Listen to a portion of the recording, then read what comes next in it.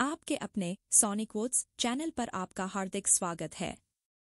आज हम आपको एक ऐसी हृदय विदारक सच्चाई से रूबरू कराएंगे जिसे सुनकर आपकी आंखें भर आएंगी।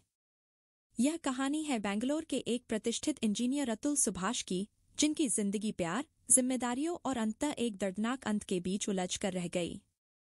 शुरुआत होती है उत्तर प्रदेश के जौनपुर की निकिता सिंघानिया नाम की एक लड़की और बिहार के युवक अतुल सुभाष की मुलाकात से।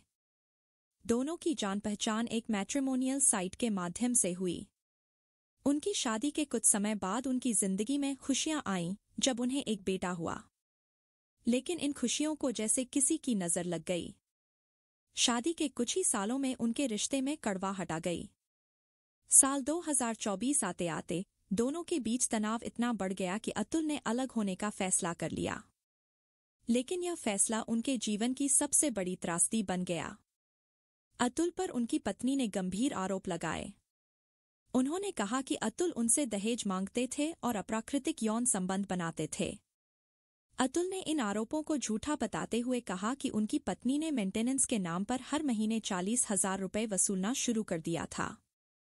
इसके बाद भी पत्नी ने सुलह के नाम पर 1 रुपया करोड़ मांगे, जो बाद में बढ़ाकर 3 रुपये करोड़ कर दिए गए।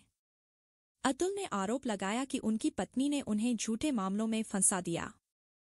उन्होंने अपनी पत्नी, सास, साले और पत्नी के अंकल पर उन्हें और उनके परिवार को दहेज उत्पीड़न, घरेलू हिंसा, हत्या के प्रयास और अप्राकृतिक यौन संबंधों के झूठे मामलों में फंसाने का आरोप लगाया। अतुल ने अपनी मौत से पहले 23 पन्नों का सुसाइड नोट लिखा और एक वीडियो भी रिकॉर्ड किया। इस वीडियो में उन्होंने अपनी पत्नी और उसके परिवार पर लगाए गए आरोपों का खुलासा किया। उन्होंने कहा कि उनकी पत्नी ने लगातार झूठे आरोप लगाकर उन्हें मानसिक और भावनात्मक रूप से तोड़ दिया। उन्होंने बताया कि एक जज ने उन्हें धमकी दी कि अगर वे पैसे नहीं देंगे तो उन्हें और उनके परिवार को कोर्ट के चक्कर काटने पड़ेंगे। इस घटना ने अतुल को पूरी तरह तोड़ दिया।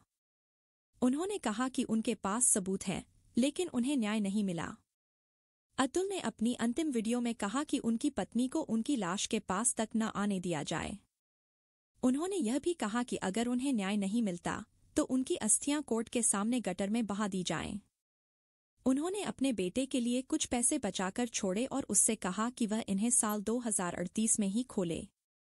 इस घटना ने समाज में महिलाओं द्वारा कानून के दुरुपयोग के मुद्दे को उजागर कर दिया है।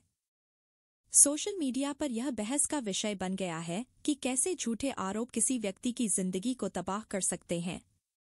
अतुल के माता-पिता का रो रो कर बुरा हाल है।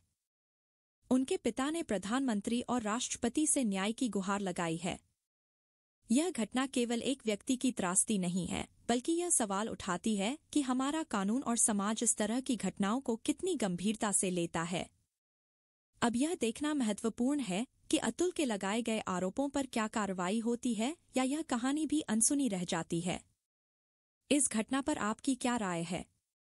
क्या हमारा समाज और कानून ऐसे मुद्दों को सुलझाने में सक्षम है? हमें अपनी प्रतिक्रिया जरूर बताएं। हम अगले वीडियो में आपके विचारों के साथ इस पर चर्चा करेंगे। धन्यवाद। कभी-कभी सबसे बड़ा संघर्ष खुद को समझाने और सही साबित करने का होता है। कानून का दुरुपयोग सबसे बड़ा अन्याय है, क्योंकि यह न्याय पर सवाल उठाता है। झूठ के सहारे रिश्ते और इंसान दोनों को बर्बाद किया जा सकता है। हर दर्द एक कहानी कहता है, लेकिन हर कहानी का अंत दर्दनाक नहीं होना चाहिए। किसी की खामोशी उसकी कमजोरी नहीं, उसका सबसे बड़ा संघर्ष होती है। न्याय वही है जो समय पर हो, अन्यथा वह एक और अन्याय बन जाता है। जिंदगी से लड़ो, लेकिन खुद से हार मत मानो। सत्य को दबाया जा सकता है, लेकिन मिटाया नहीं जा सकता। रिश्ते वो नहीं होते जो दुनिया को दिखाए जाते हैं, रिश्ते वो होते हैं जो दिल से निभाए जाते हैं। दुनिया की सबसे बड़ी ताकत सत्य और न्याय की होती है।